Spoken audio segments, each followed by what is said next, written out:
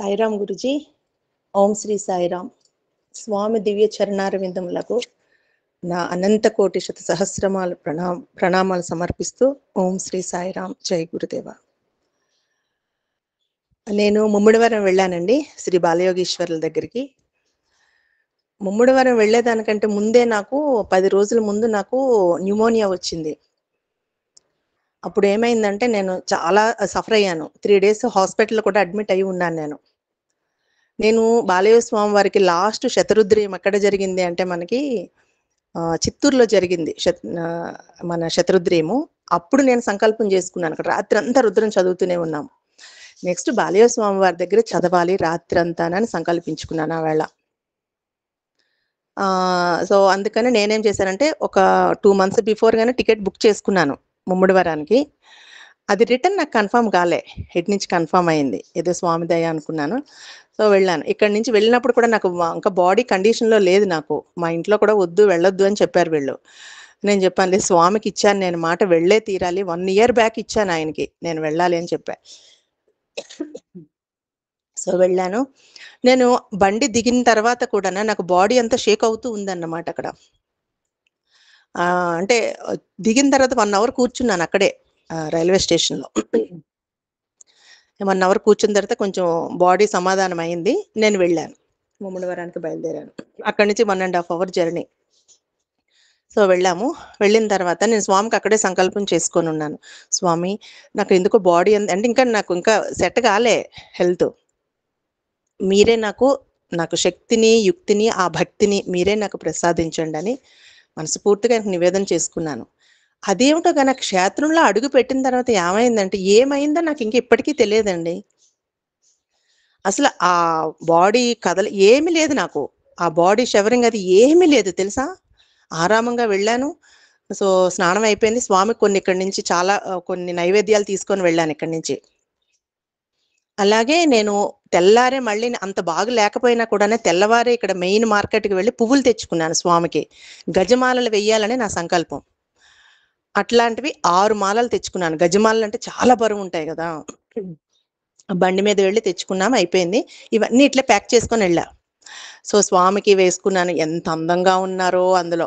ఈ నైవేద్యాలన్నీ పెట్టుకొని సమర్పణ చేసుకున్నాం, అయిపోయింది. మళ్ళీ సాయంత్రం అప్పటి నుంచి నాకు అసలు బాడీలో నాకు గుర్తులేదు. బాడీ ఇట్లా షేక్ అవుతుంది అన్నది అప్పటి వరకు నాకు ఇంకా స్పృహ రాలే నాకు. అంటే మంచిగా అయిపోయింది. మళ్ళీ సాయంత్రం 6 గంటల నుంచి కూర్చొని తెల్లవారి 6 గంటల వరకు చదవాలి అనేది సంకల్పం అన్నమాట. సో 6 గంటకి రెడీ అయిపోయి అక్కడ కూర్చున్నాము. ಇನ್ನೂ 10 minutes అవుతుంది. ఇంకా 10 minutes పడుతుంది అనమాట డయాస్కి వాళ్ళకి. కరెక్ట్గా 6:15కి మొదలు పెట్టామండి. రుద్రం మొదలు పెట్టాము. హైదరాబాద్ నుంచి ఒక అడ్వకేట్ ఒక ఆవిడ వచ్చారు. నా దగ్గర వేదం నేర్చుకుంటున్నారు ఆవిడ. అంటే నేను కదా, స్వామి నేర్పిస్తున్నారు. సో ఆవిడ వచ్చారు, అక్కడి నుంచి వాళ్ళ ఫ్యామిలీ మొత్తం వచ్చారన్నమాట. ఆవిడ నేను ఇద్దరమే. సాయంత్రం 6:15కి మొదలు పెట్టిన వాళ్ళమి పొద్దున్న 6:45 గంటల వరకు చదువుతూనే ఉన్నాం. ఇక మధ్యలో ఏమిటంటే ఈ తమిళియన్స్ అయితే ఎంతమంది భక్తులు వచ్చారో చెప్పలేను. ఎక్కడ చూసినా వాళ్ళే తమిళియన్స్. వాళ్ళు ఏం చేశారంటే, ఏమండి 2 పాటలు పాడొచ్చా మేము అని అన్నారు. 2 పాటలు ఏముంది, మీరు కూర్చొని పాడండి, కానీ 2-3 పాటల తర్వాత నాకు మైక్ మీరు ఇవ్వండి, మేము మళ్ళీ వేదం చదువుకుంటాము అని అన్నాం. అట్లాగే వాళ్ళు పాడడము మాకు ఇవ్వడం, మధ్యలో మన స్వామి భజన్స్ ఇట్లా పాడుతుంటే స్వామి డివోటీ ఒకరు రామదండు అని ఒక స్వామి పేరు పెట్టారట వాళ్ళకి. గత 40 ఏళ్ల నుంచి వాళ్ళే భోజనాలు అక్కడ పెడుతున్నారన్నమాట ముమ్మిడివరంలో. వాళ్ళు మన స్వామి డివోటీసు, బాబా గారి డివోటీసు ప్లస్ బాలయ్య స్వామి వారు ఉన్న దగ్గర నుంచి వాళ్ళందరూ తరతరాల నుంచి వచ్చి వెళ్తూ ఉన్నారట. సో వాళ్ళు అక్కడ మేము ఇట్లా వేదం చదివిపోతే పరిగెత్తుకొని వాళ్ళు వచ్చారు డయాస్ దగ్గరికి. ఏమండి మీరు స్వామి డివోటీసా అన్నారు. అవునండి అని అన్నాము. సో వాళ్ళ వైఫ్ వచ్చి కొంతసేపు మధ్యరాత్రి 12 గంటల వరకు మాతో పాటు కూర్చొని చదివారు ఆవిడ. తర్వాత ఆవిడ వెళ్ళిపోయారు. ఇంకా మా ఆవిడ, నేను, ఇంకొక ఆవిడ వచ్చారు కదా అడ్వకేటు, ఆవిడ నేను ఇద్దరమే కూర్చొని చదివామన్నమాట. సో తెల్లవారే 4 o'clockకి స్వామి దర్శనం ఇస్తూ ఆయన ఉండగా శరీరంతో ఉండగానే స్వామి 4 గంటకల్లా బ్రాహ్మ్య ముహూర్తంలో దర్శనం ఇస్తూ ఉండేవారట. అట్లాగా ఆయన ఏంటంటే 4వ గంటకి ఆయన ఒక ఒక 2 జానలంతే ఉంటుంది అది. ఆ ఒక్కొక్క స్టెప్ 2 జానలు ఉంటుందో ఉండదో తెలియదు. 1.5 జాన్ ఉంటుందేమో అది. ఆ డోరు ఇయర్లీ వన్సే ఓపెన్ చేస్తారట. స్వామి అందులో నుంచి వచ్చి పైన కూర్చొని దర్శనం ఇస్తూ ఉండేవారట. ఆయన హెయిర్ ఎంతంటే 10 ఫీట్ ఉంటుందన్నమాట. సో, అలాంటిది ఆ తలుపులు తెరిచారు. మమ్మల్ని వెళ్ళమని చెప్పారు. మమ్మల్ని తీసుకొని వెళ్లారు. అబ్బా! మీరు నమ్మరుగానండి, ఇప్పటికి చెప్తుంటే ఒళ్ళు గగుర్లు పుడుతుంది. ఒక్కొక్క మెట్టుకి నమస్కారం చేసుకుంటూ, అంటే ఆయన అట్లాగా ఎలా అంత చిన్నది అది. అంత చిన్న దాంట్లో అంత భారీ మనిషి మహానుభావులు. ఆయన హెయిరే 10 ఫీట్ ఉంటుంది. అంత ఎట్లా పాక్కుంటూ వచ్చిందో ఆ హెయిరు కూడాను మాకింకా ఇప్పటికి అర్థం కావట్లేదు. అలాగొచ్చి పైన ఆసీనులై ఉండేవాళ్ళంట. ప్రతి ఒక్కరు కూడా దర్శనం చేసుకుంటూ ఉండేవాళ్ళంట. ఆ డోర్‌లో నుంచి మమ్మల్ని తీసుకొని వెళ్లారు. ఎంత ఆనందపడ్డానో. అంటే అట్లాంటి నా ఫస్ట్ తొలి గురువు ఆయనే.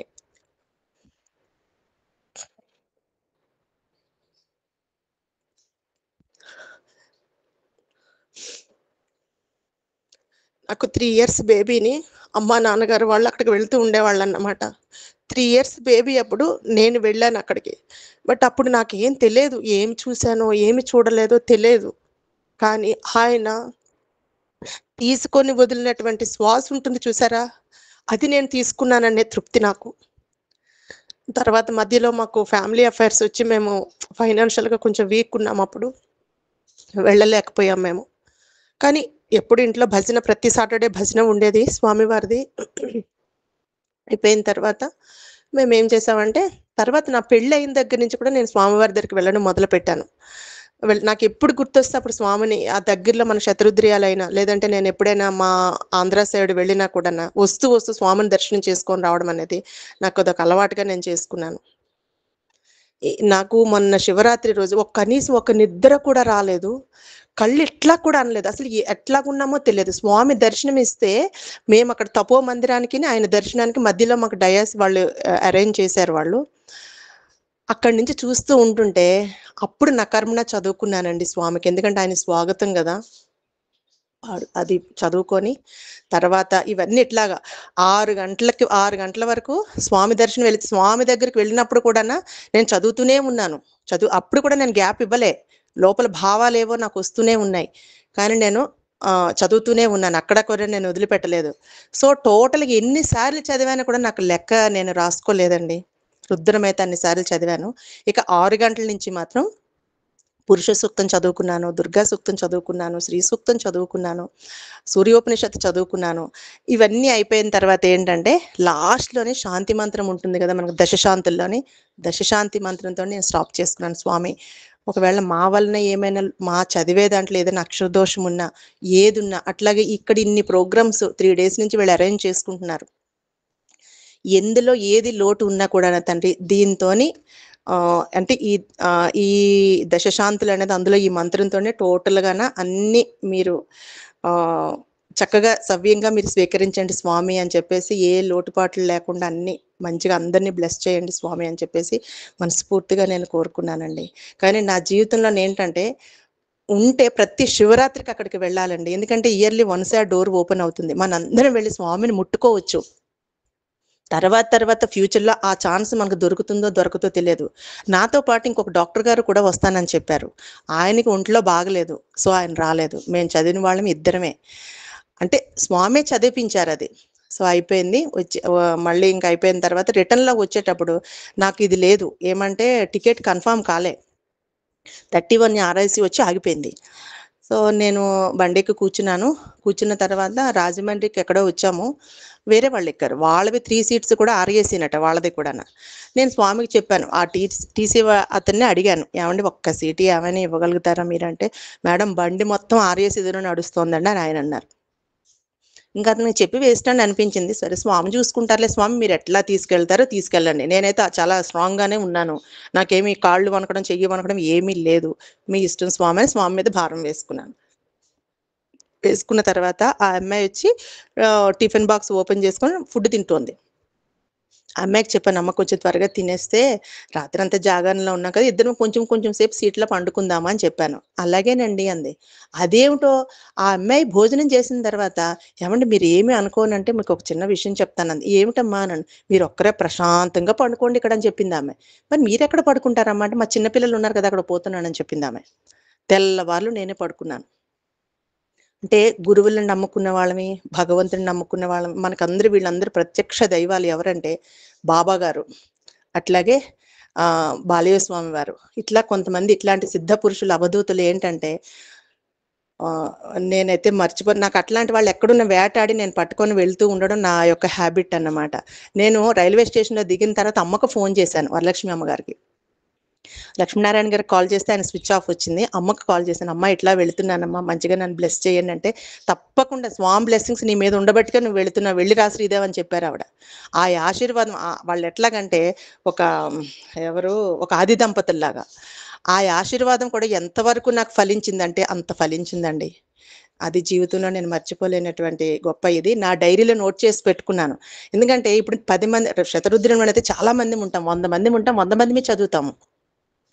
సో ఇక్కడ ఆ అమ్మాయి కూడా లెర్నర్. ఆ అమ్మాయికి అంత బాగా రాదు, కానీ చదువుతుంది. సో మొత్తం నేనే మేనేజ్ చేయాలి. స్వామి చదివించారు, గురువులు చదివించారంటే వాళ్ళ యొక్క ఆశీర్వాదం ఎప్పటికీ ఇట్లాగే ఉండాలని మనస్ఫూర్తిగా కోరుకుంటూ, సో ఈ రోజు ఈ అవకాశం ఇచ్చినటువంటి లక్ష్మీనారాయణ గారికి, అమ్మకి, వాళ్ళకి పాదాభివందనాలు సమర్పిస్తూ, స్వామి దివ్య చరణారవిందములకు నా అనంత కోటి వందనాలు సమర్పిస్తూ, ఓం శ్రీ సాయిరామ్, జై గురుదేవ.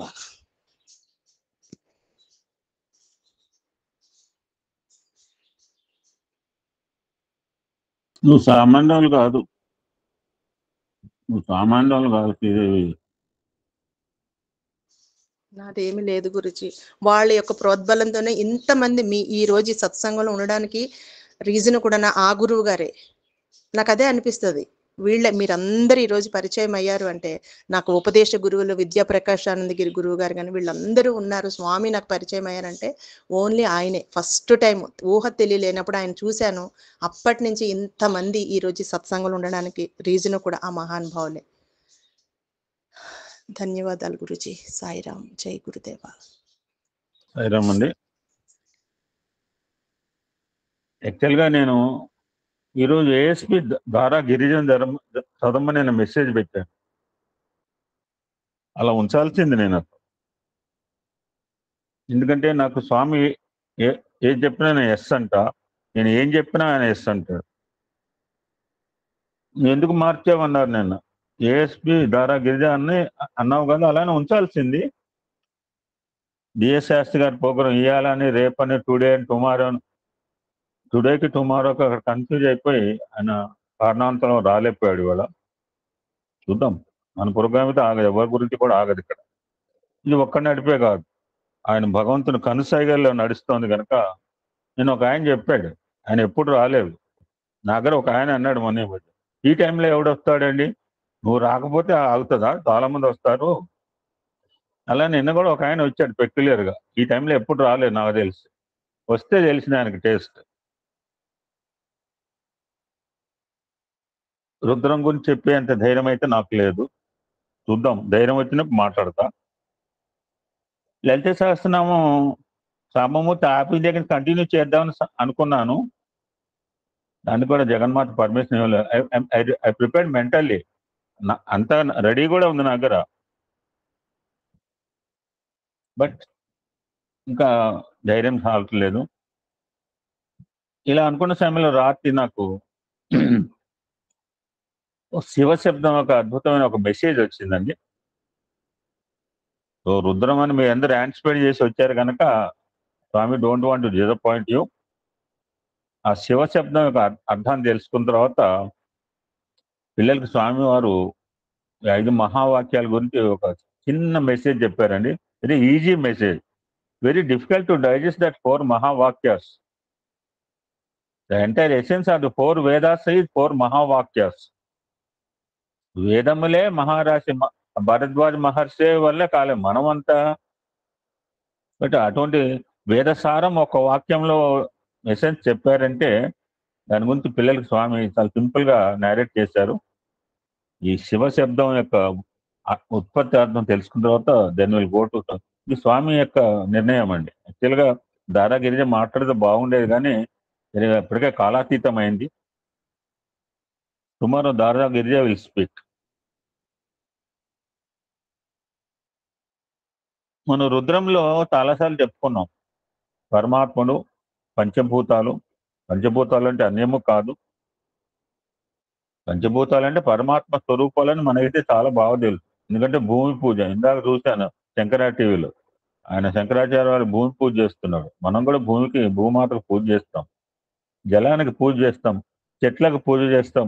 పుట్లకు పూజ చేస్తాం. మన భారతీయ హైందవ సంస్కృతి గొప్పతాం. ఎందుకంటే ఈ యొక్క పంచభూతాలు అనేవి పరమాత్మ నుంచి వచ్చిన మాత్రమే, తద్భిన్నము కాదు అని ప్రగాఢమైన విశ్వాసం. ఆ మహనీయ రాసింది ఆయతి చెప్పే ప్రయత్నం చేస్తానండి. I read carefully. కొంచెం డిఫికల్ట్ వర్డ్స్ ఉన్నాయి. శివుడు అంటే మనకు తెలుసు ఎవరో. శివుడు అంటే అద్భుతమైన 2-3 నిర్వచనాలు చెప్పాడండి.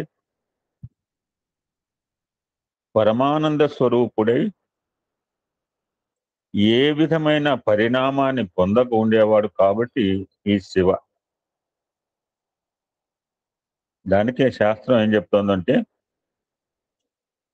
శామ్యతి పరమానంద రూపత్వాత్ నిర్వికారో భవతి ఇది శివ. ఆల్వేస్ పరమానంద స్వరూపుడు.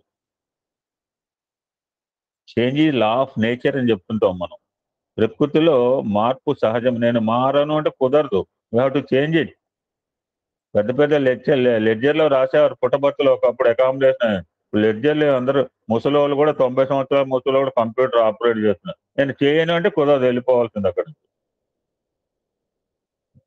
అని పరమాత్మకు మాత్రం పరిణామం ఉండదు. ఆయనకు మార్పు ఉండదండి. So this is the first definition. రెండవ డెఫినేషన్ ఏం చెప్పారంటే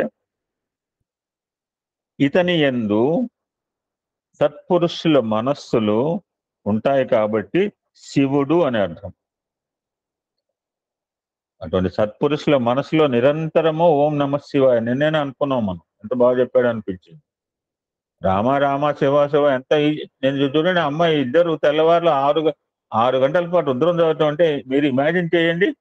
నేను నిన్నే చెప్పాను, కొన్ని గుళ్ళలో 12 గంటల భజన చెప్పి ఎవరు లేక 6ంటికి తాళం వేసుకుని 12 గంటల మంగళహారతి వెళ్ళిపోయారు. ఎవరు చూస్తారని చెప్పి.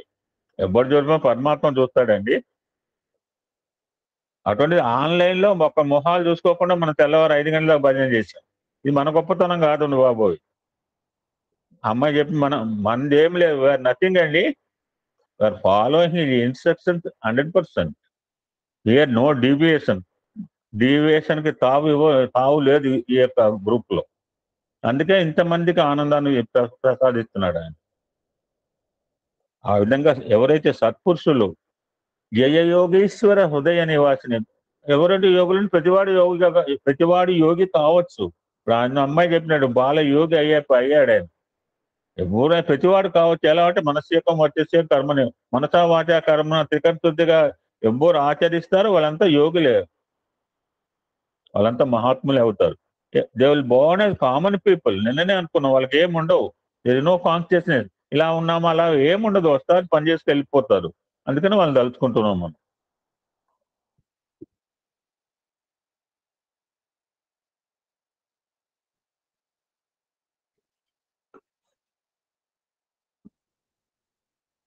ఇతని యందు సత్పురుషుల మనస్సులు ఉంటాయి కాబట్టి శివుడు అని అర్థం. అందుకే శాస్త్రం ఏం చెప్తుందంటే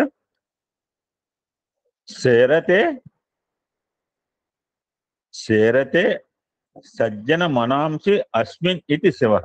అంటే సజ్జనుల మనసులో నిరంతరం ఉంటాడు కాబట్టి ఇవ శివ. ఇంకొక డెఫినేషన్, సాధు పురుషుల మనసులు యందు శయనించి ఉండేవాడు కాబట్టి శివుడు అని అతని పేరు అన్నారు. చూడండి, నేను చాలా బాగా చెప్పారు ఆయన పెరగపాటి వారు. మన ఇంట్లో ఉంది దేవుడు, విగ్రహం కాదు అది. You have to speak with అమ్మవారితో మాట్లాడు. You chat with her. ఏదో విగ్రహం అంటే విగ్రహమే, ఆవిడతో మాట్లాడుతూ ఉండాలని చెప్పాడు. నువ్వు చెప్పు, ఆవిడతో నిలబెట్టు. ఎందుకు అమ్మ నాకు భగవంతుడు కనపాలంటే వీ షుడ్ డూ లైక్. ఏదో విగ్రహం అంటే ఫోటో అంటే కాదు. We try to speak with him. మన భావాలు ఆయనతో పంచుకోవడం పెట్టంటే ఎలాంటి డిఫికల్టీ కాదు. ఒకసారి మొదలు పెడితే మాట్లాడటం, మన ఇంట్లో వాళ్ళతో మాట్లాడినట్టే ఆయనతో మాట్లాడే ప్రయత్నం చేయాలి. మనం ముందు ఆ భావన రావాలి. ఇప్పుడు అమ్మాయికి వచ్చింది చూసారా, ఎలా వచ్చింది మరి? వస్తుంది, ఎవరికైనా చేయొచ్చు అది. అందుకని స్వామి మన ఇంట్లో ఒక ఫ్యామిలీ మెంబర్ గా ఉంచుకోమని చెప్తున్నారు. రాత్రి ఒక కపుల్ మా ఇంటికి వచ్చారు. మన మాటలు స్వామి మన మాట స్వామి వింటుంటాడు. ఖచ్చితంగా మా ఇంట్లో అయితే వింటుంటాడు. మా ఇంట్లో కాదు, మీ ఇంట్లో కూడా వింటుంటాడు అన్న విశ్వాసం మనకు ఉండాలి. సాధు పురుషుల మనస్సులందు శయనించి ఉండేవాడు కాబట్టి శివుడు అనే పేరు వచ్చింది. దానికి శాస్త్రం ఏం చెప్తోంది? చేతే సజ్జన మనస్సు ఇది శివ. చేతే సజ్జన మనస్సు ఇది శివ. ఇక నాలుగోది ఇది మనకు తెలిసింది. శివము అంటే శుభము, మంగళకరము. శివానికి అహంకారము లేదు. శివానికి తలకట్టు వస్తే అహంకారం వస్తుంది, అప్పుడు శివము కాదు. మా సోదరిమని చెప్పింది నేను, ఆ వాక్యాన్ని అందలుచుకోలేదు. సో శివుడు అంటే శుభకరుడు, మంగళకరుడు, శుభంతో కూడినవాడు శివుడు. శివం కళ్యాణం తద్యోగాత్ శివ. శివం కళ్యాణం, మంగళకరుడు, కళ్యాణ ప్రదాయుడు, సకల కళ్యాణాలకి అధిపతి ఆయన శివ పరమేశ్వరుడు. మన శివుడు అంటే మనం ఏదో అనుకుని చెప్పి ప్రళయకారకుడు అండి, లయకారకుడు అందరు చంపే, ఇదంతా మనం మిడిమిడి జ్ఞానం అనమాట. అప్పుడు తెలియలేదు. ఈయన మంచోడు పుట్టిస్తాడు, ఈయన మంచోడు పోషిస్తాడు, ఈయనే తుంచేస్తున్నాడు అని అనుకున్నాం అప్పుడు. శివం కళ్యాణం తద్యోగాత్ శివ. ఫైనల్ గా శుభాలు ఇచ్చేవాడు కాబట్టి శివుడు. శుభాలు ఇచ్చేవాడు కాబట్టి ఆయన శివుడు. శివ ప్రదాత్వాత్ శివ. ఇక మహనీయుడు శివుని యొక్క పంచముఖాల యొక్క ప్రస్తావన చాలాసార్లు వచ్చింది. పంచశివతత్వము, ఆ పంచశివతత్వం నుంచి పంచభూతాలు ఎలా వచ్చినాయో మనం చాలాసార్లు రుద్రంలో ప్రస్తావన చేసుకున్నాం. ఏ స్మాల్ నేరేషన్ ఇచ్చాడు ఒక మహనీయుడు. This is a correlation between Shankara, his 5 faces, Panchakshari Om Namah Shivaya, and 5 elements in the nature, Akashamu, Vayu, Agni, Jalamu, Bhumi. Shankara, his 5 faces, and Panchakshari mantra, and 5 elements correlated గా చెప్తున్నాడు. ఈ starting with కింద నుంచి, భూమి దగ్గర నుంచి. పృథ్వీ అంటే భూమి. భూమి ఉదకముల నుంచి ఉత్పన్నమైనది. నాకు నేరేషన్ తెలియదండి, నాకు ఎక్స్ప్లెయిన్ చేసేందుకు చెప్పండి. సరే పద్మ గారు ఒకసారి రికార్డింగ్ ఆపరా? ఓకే